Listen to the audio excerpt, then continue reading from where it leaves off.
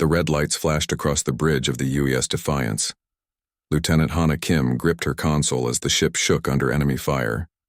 Through the viewports, she could see the Vorthak fleet surrounding them like hungry wolves. Their dark ships moved in perfect formation, blocking every escape route. "Hull breach on Deck 7, called out Ensign Tay from his station. His voice cracked with fear. "We've lost life support in the lower sections." Captain Minho Park stood at the center of the bridge, his face pale but determined. He had commanded the Defiance for 3 years, through dozens of battles against the alien invaders. But this time was different. This time they were trapped. "How many enemy ships?" Park asked. 15 battle cruisers and at least 30 fighters, reported Lieutenant Commander Wu from Tactical. "They've got us completely surrounded, sir." Hana watched the tactical display with growing dread. The Vorthak had learned from their previous encounters with human forces. They no longer charged in recklessly. Instead, they used coordinated attacks that overwhelmed human defenses through sheer numbers. The Defiance was the last human battleship in the Kepler system. For 6 months, they had fought a desperate holding action while Earth's colonies evacuated. Millions of lives depended on their sacrifice, but now even that sacrifice seemed meaningless. "Sir," Wu continued, "their flagship is moving into position. If they get a clear shot with their main weapon, we're finished." Park nodded grimly. The Vorthak flagship was 3 times the size of any human vessel. Its main cannon could punch through the Defiance's shields and hull in a single shot. They had seen it destroy entire space stations with one blast. "What about the reactor?" Hana asked suddenly. All eyes turned to her.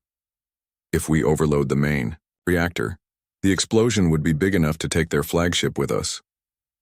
The bridge fell silent except for the sound of alarms and distant explosions. Everyone knew what she was suggesting. A reactor overload would destroy everything within a 10-kilometer radius. It would save the colonies, but it would also kill everyone aboard the Defiance. "The safety systems won't allow a remote overload," said Chief Engineer Kang over the comm. "Someone would have to stay behind and trigger it manually from the reactor core." Park closed his eyes for a moment. When he opened them, Hana could see the terrible weight of command in his gaze. He was being asked to sacrifice his ship and crew to save people they would never meet. "How long would we need?" Park asked. 10 minutes to evacuate everyone to the escape pods," Kang replied. "Another 5 minutes to reach minimum safe distance before detonation. And the person who stays behind?" Silence stretched across the comm channel. Finally, Kang's voice came back, barely a whisper. "They wouldn't make it out, sir." Park looked around the bridge at his crew. These people had followed him through hell and back. They had trusted him with their lives, and now he was being asked to throw those lives away for strangers. "I'll do it," Hana said quietly. Everyone turned to stare at her. She was young, barely 25, with dark hair pulled back in a regulation bun. Her hands were steady on her console despite the chaos around them. "Lieutenant Kim, you don't understand what you're saying," Park began. "I understand perfectly, sir." Hana's voice was calm. "Someone has to trigger the overload manually. I volunteer." "Hana, no," came a voice from across the bridge.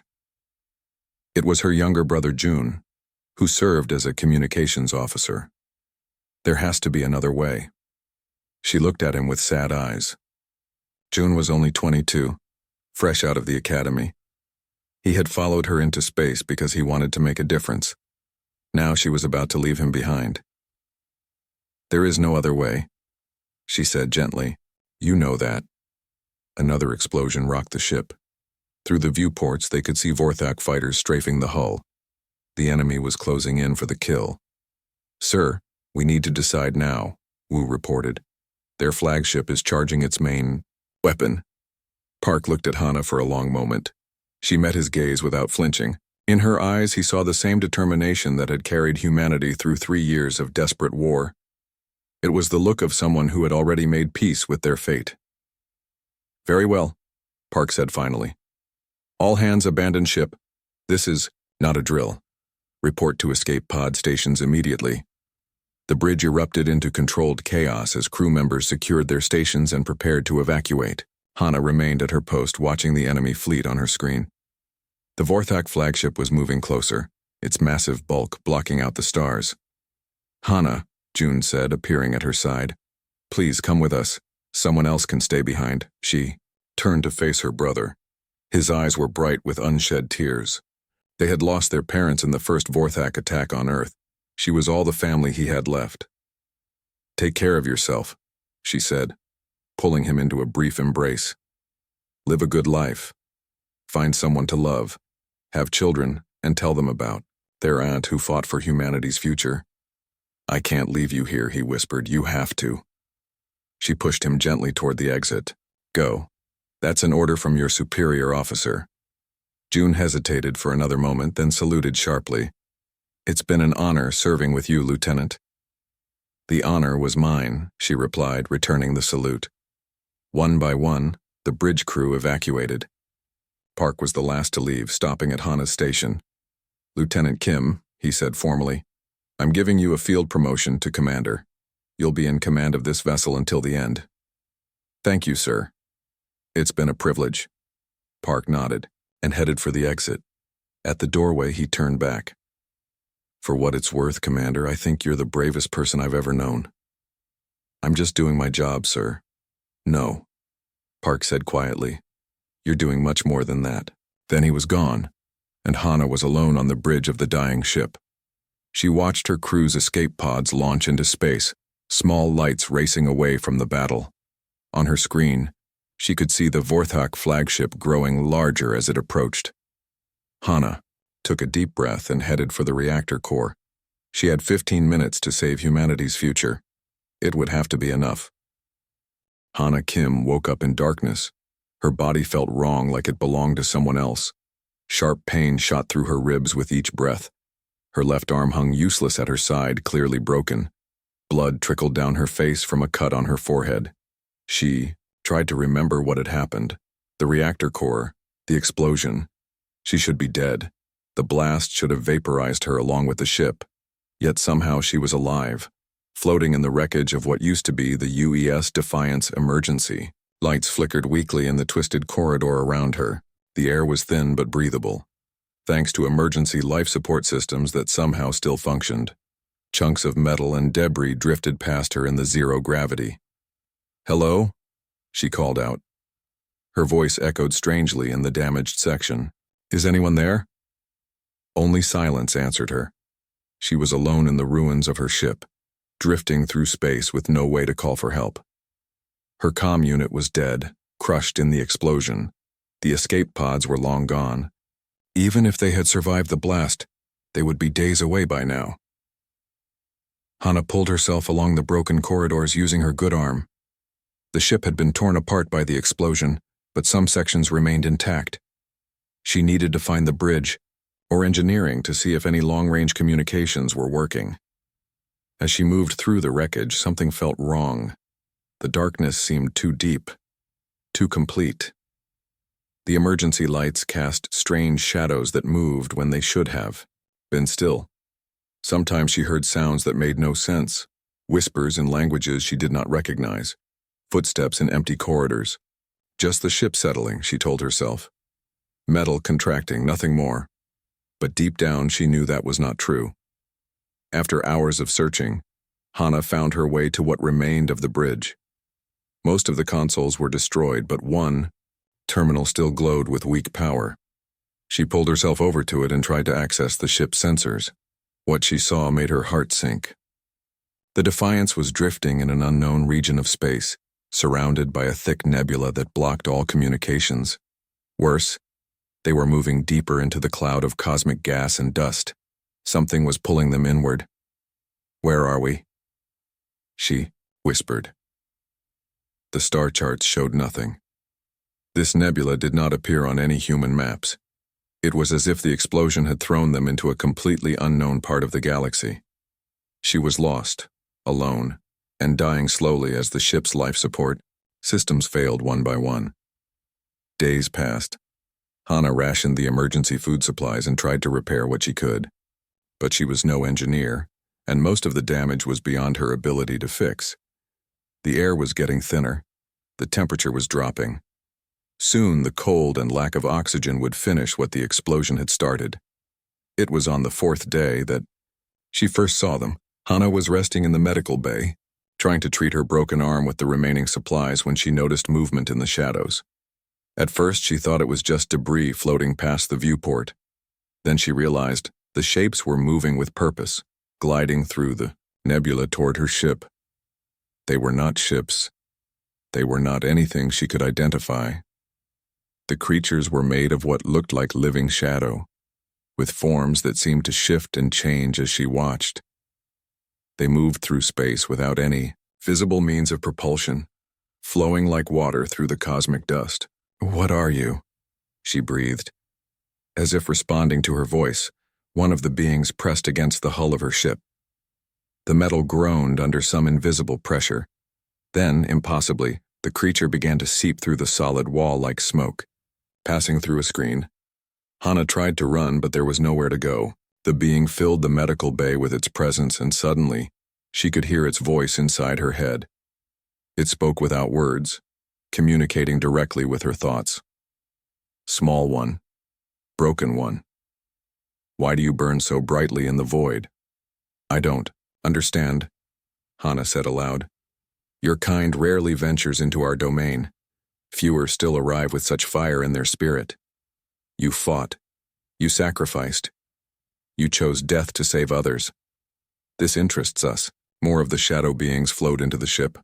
They surrounded Hana but did not harm her. Instead, they seemed to study her with curiosity. She felt their attention like a physical weight, pressing against her mind. "You are dying." The first, being observed. "Your body fails. Your ship dies around you. Soon you will join the endless dark." "Yes," Hana said simply. There was no point in lying to creatures that could read her thoughts. "This need not be.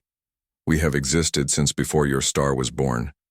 We have seen galaxies rise and fall. We have power beyond your understanding. We could save you." Hope flared in Hana's chest, but she forced herself to think carefully. "What would you want in return?" The beings pulsed with what might have been amusement. "You learn quickly. Yes, there would be a price. We would give you the strength to return to your people.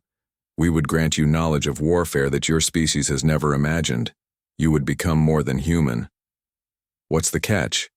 You would carry a part of us within you. Our essence would merge with yours. You would become our vessel in your reality, our eyes and hands in the physical universe. Through you, we could touch your world." Hana felt a chill that had nothing to do with the failing life support. "You want to possess me?" "Not possess. Partner. You would remain yourself but enhanced, improved, capable of protecting your species from threats they cannot imagine." She thought about June, probably mourning her death somewhere far away. She thought about the colonies that might already be under attack by new Vorthak fleets. She thought about humanity's desperate struggle for survival. "My people are at war," she said. "They're losing. Without help, they'll all be dead within a year. We know. We have watched your conflict with interest. Your species shows promise, but you lack the tools to defend yourselves against those who would destroy you." The beings showed her visions then, flashes of battles yet to fight, enemies yet to face. The Vorthak were not the only threat in the galaxy. Far worse things waited in the dark between stars, and humanity was not ready for them. "If I agree to this, I can save them. You can give them a chance. Victory is not guaranteed, but with our knowledge, your people might survive what is coming." Hana closed her eyes and thought of her brother's face. She had already died once to save humanity. Was she willing to sell her soul to do it again? "What do I have to do?" The shadow beings pulsed brighter. "Simply say yes." "Yes," Hana whispered. The moment the word left her lips, the shadow beings moved toward her like a living tide. She tried to scream, but no sound came out. The creatures flowed into her body through her skin, her mouth, her eyes. It felt like drowning in liquid darkness. Pain exploded through every nerve. Her bones felt like they were breaking and reforming. Her blood burned like acid in her veins. She could feel something foreign spreading through her body, rewriting her cells one by one. The beings were keeping their promise, but the process was agony beyond anything she had ever imagined. Time lost all meaning. She might have been unconscious for hours or days. When awareness finally returned, Hana found herself floating in the medical bay. But everything was different now. Her broken arm had healed completely. The cuts on her face were gone. She felt stronger than she had ever been, as if she could crush steel with her bare hands. When she looked at her reflection in a broken piece of metal, her eyes glowed with a soft blue light. "What have you done to me?" she asked. The voice that answered came from inside her own head. It was her voice, but also something else, something ancient and vast. "We have given you what you need to save your kind. Look around you. See what you can now accomplish." Hana looked at the damaged medical bay and somehow understood exactly how to repair it. Knowledge flowed through her mind, engineering principles that human science had never discovered, techniques for manipulating matter at the molecular level, ways to bend space and time that seemed impossible, yet felt perfectly natural. She reached out toward a twisted piece of hull plating. Without touching it, she watched the metal straighten and reform. The molecular bonds rearranged themselves according to her will. In seconds, the damage was completely repaired. "How is this possible?" she breathed. "Your species thinks in terms of physical laws. We exist beyond such limitations. Now you do as well to some extent, but this is only the beginning." Over the following days, Hana explored her new abilities. She could repair the ship's systems with a thought. She could survive in vacuum without a suit. She could see through walls and across vast distances. The shadow beings had given her power beyond human understanding. But there were other changes, too.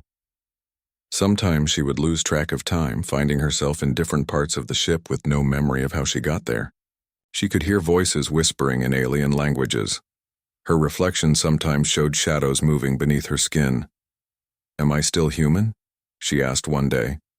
"You are more than human now, but you are also less.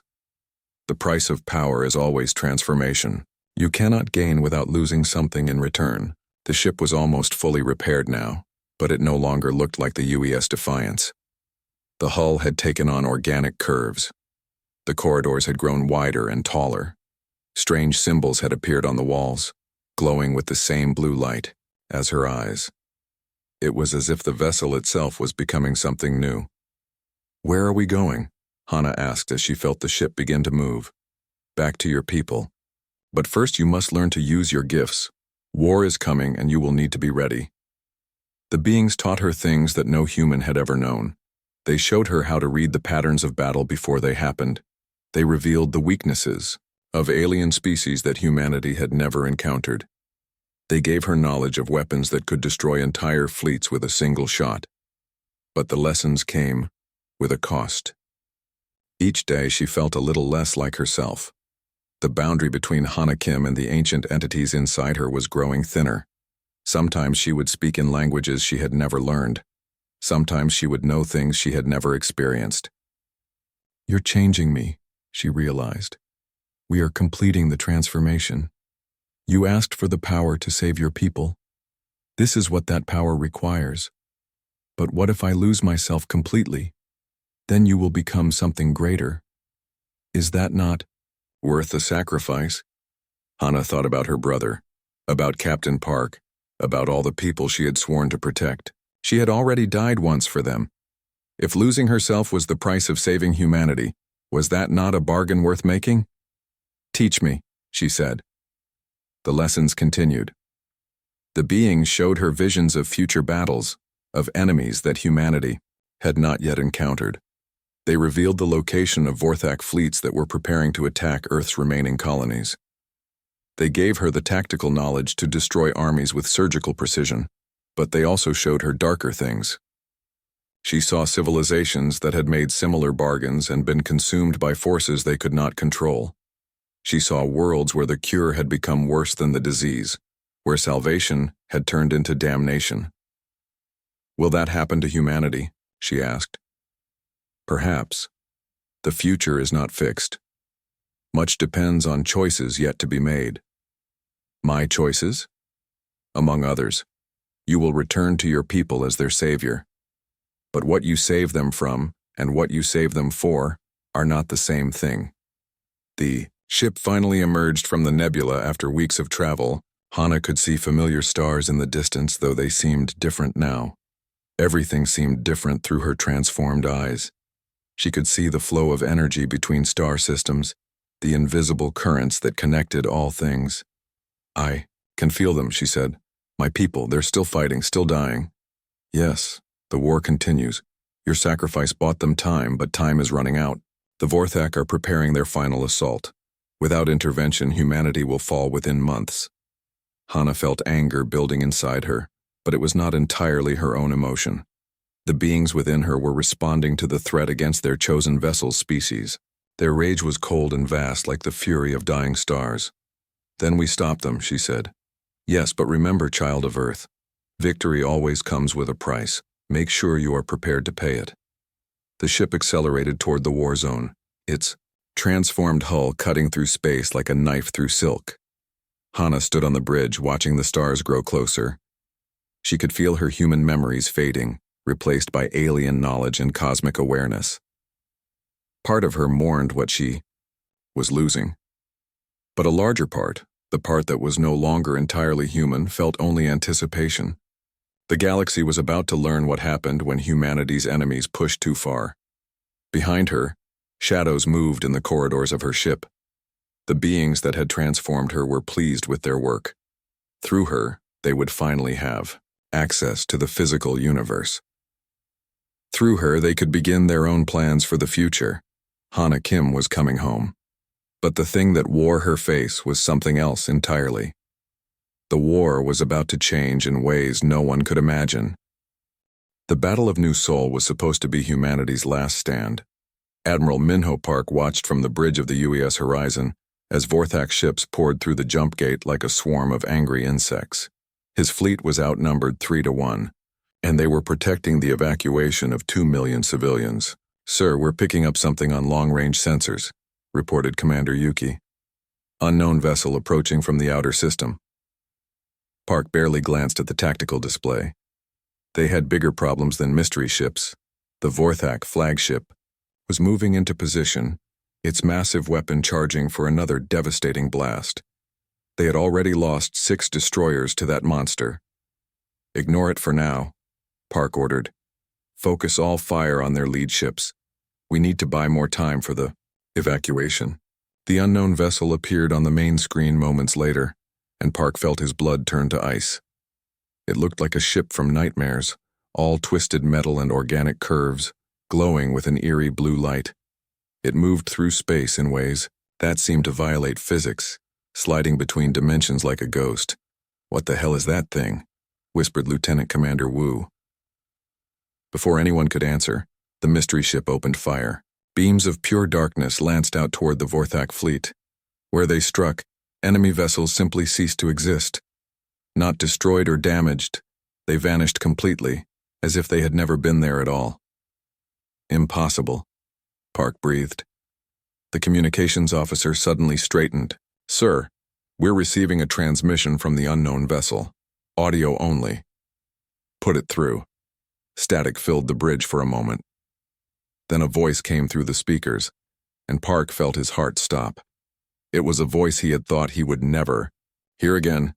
Admiral Park, this is Commander Hana Kim. Sorry I'm late to the party. The bridge erupted in shocked voices. Several officers turned to stare at Park, who stood frozen at his command station. Hana Kim was dead. He had watched her ship explode months ago. This had to be some kind of trick. This is Admiral Park, he said carefully. Identify yourself properly. What was the name of your brother's pet when you were children? A soft laugh came through the comm. June never had pets, sir. He was allergic to everything. But he used to pretend that old maintenance robot in Sector 7 was his friend, called it Buddy. Park's knees nearly gave out.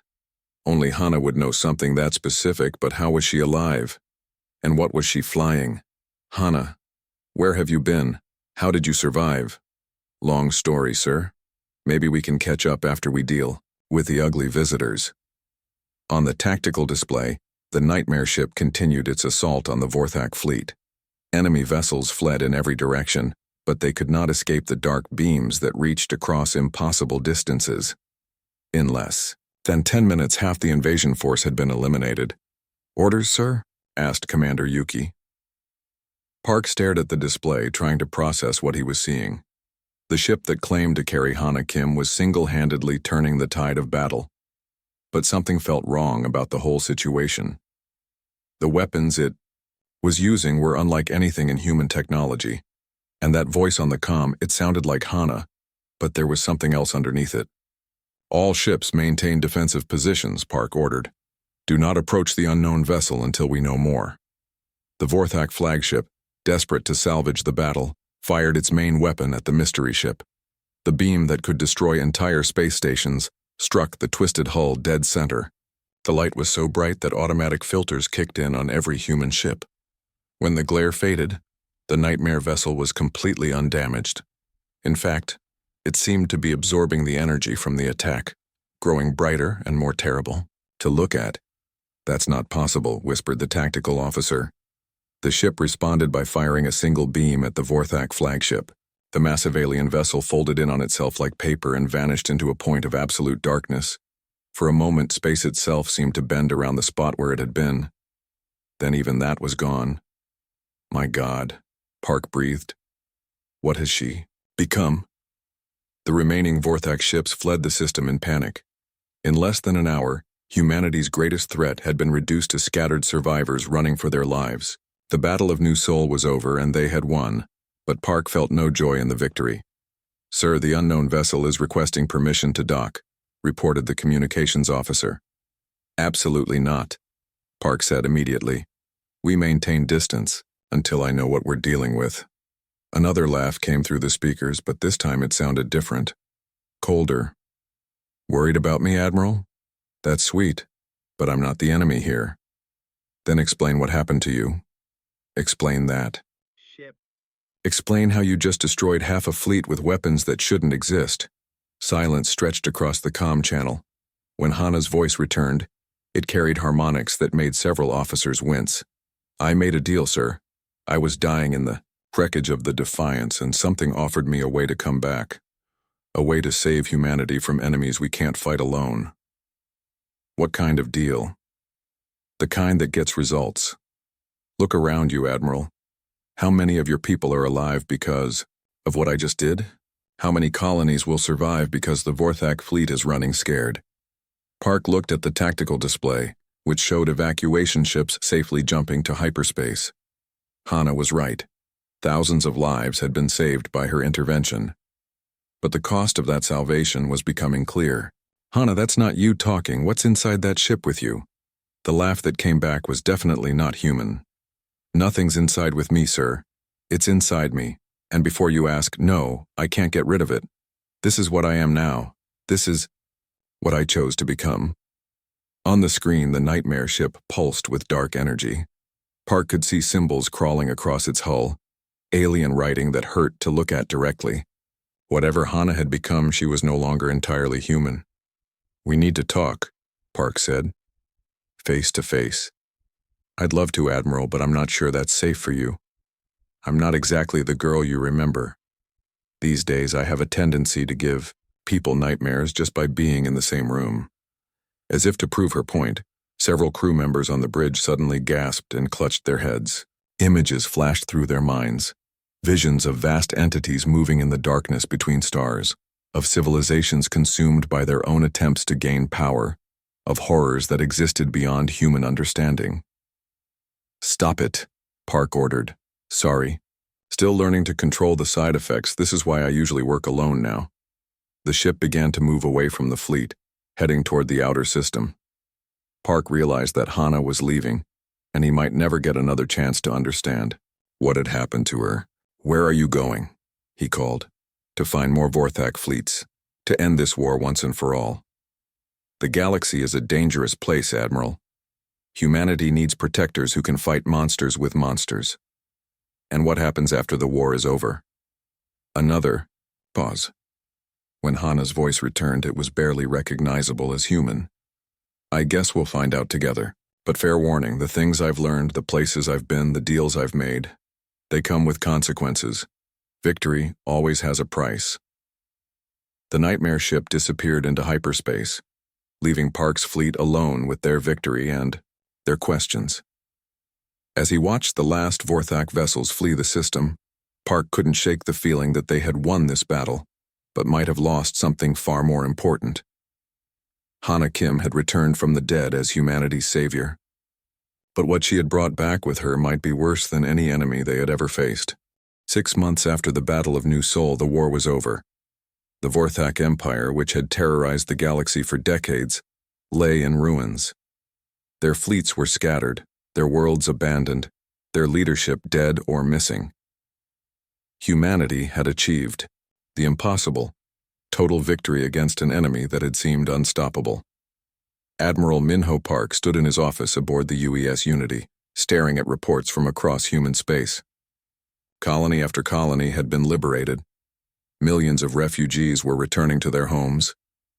The threat that had kept humanity cowering in fear was finally gone.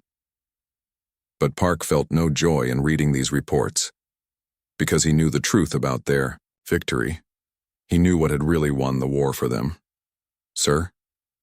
Lieutenant June Kim stood in the doorway holding another stack of files, the final casualty reports from the Kepler campaign. Park looked at the young man and felt a stab of sympathy. June had aged years in the past months, ever since his sister had returned from the dead as something that was no longer entirely human. He had requested transfer to different ships multiple times, always to get away from areas where Hana was operating. "How bad?" Park asked, taking the files. 37 Vorthak ships destroyed. No human casualties. No damage to our forces. June's voice was flat, emotionless. Another perfect victory. That was the pattern now. Whenever Hana Kim appeared in a battle, the enemy simply ceased to exist. Her twisted ship would emerge from hyperspace like a nightmare made real, unleash weapons that violated every law of physics, and leave nothing but empty space where enemy fleets had been. "Sir, I need to ask you something," June said quietly. "What are we going to do about her?" Park set down the reports and looked at the young officer. "What do you mean?" "You know what I mean. That thing out there isn't my sister anymore. It's wearing her face, using her voice, but it's something else. Something that shouldn't exist in our reality." Park had been wrestling with the same questions for months.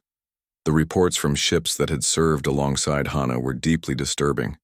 Crew members suffered nightmares for weeks after encountering her. Some reported hearing voices in alien languages. Others claimed their instruments registered impossible readings when her ship was nearby. "She's winning the war for us," Park said carefully.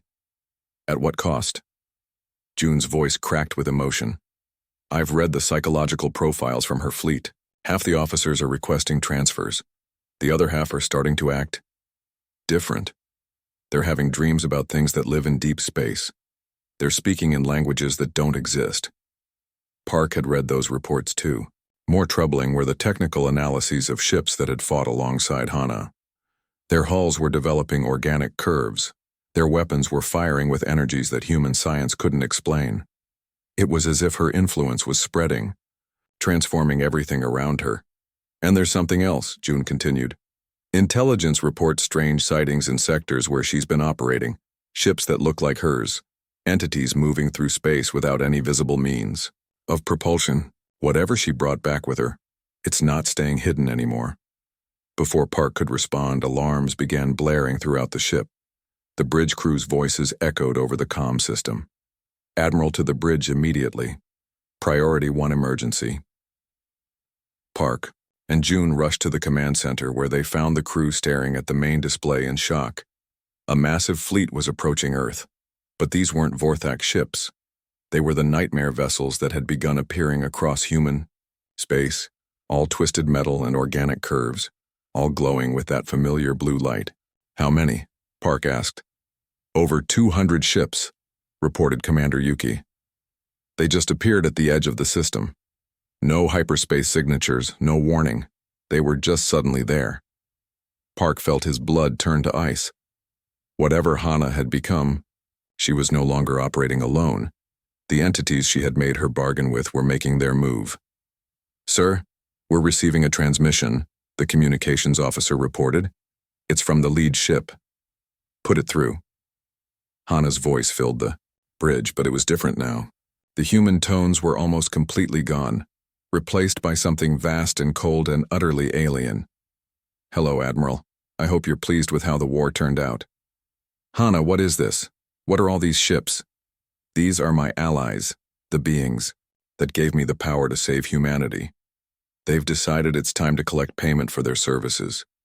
Park's worst fears were coming true. What do they want? The same thing I wanted 6 months ago. To protect humanity from threats they can't handle alone. There are enemies out there you can't imagine, Admiral. Things that make the Vorthak look like children playing with toys. These ships will defend your colonies, patrol your borders, keep you safe from the darkness between stars. And in return? A laugh that wasn't human at all came through the speakers. In return, humanity accepts guidance from those with greater knowledge. You'll learn new technologies, new ways of thinking, new perspectives on your place in the universe. It's a fair trade. You're talking about conquest. I'm talking about evolution, about becoming something greater than what you are. The same choice I made when I was dying in the wreckage of the Defiance. Park looked around the bridge at his crew's terrified faces. On the display, the Nightmare fleet was moving closer to Earth. Each ship bristled with the same impossible weapons that Hana had used to destroy the Vorthak Empire. "What if we refuse?" he asked. Another alien laugh. "You won't, because you're smart enough to know what the alternative is. Without protection, humanity will fall to the next threat that comes calling. And trust me, Admiral, there will be a next threat. There always is." Park closed his eyes for a moment, thinking about the impossible choice they faced. Accept domination by alien entities or face destruction by even worse enemies. It was no choice at all. "Sir," June said quietly, "my sister is still in there, somewhere. Maybe we can reach her. Maybe we can make her remember what she was fighting for." Park opened his eyes and looked at the young officer. "Try." June stepped forward to the communication station. "Hana, it's me. It's June. Do you remember when we were kids and you used to tell me stories about heroes who saved the galaxy? You said the best heroes were the ones who knew when to stop fighting." Silence stretched across the comm channel. For a moment, Park dared to hope that some fragment of the real Hana Kim might still exist.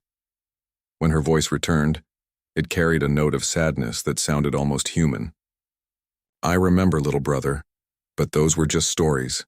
The real universe doesn't have happy endings. It has survivors and victims, predators and prey. I chose which one humanity would be." "You chose to save us," June said desperately. "But this isn't saving. This is just replacing one master with another. Better a master who cares about keeping you alive than enemies who want to see you extinct. You'll understand eventually. They all do." The transmission cut off. On the display, the Nightmare fleet took up positions around Earth and the other core worlds. They didn't attack, didn't make threats. They just waited, patient as the void between stars. Park stared at the alien ships and realized the truth. The war wasn't over. It had just entered a new phase. Humanity had traded the Vorthak Empire for something potentially far worse.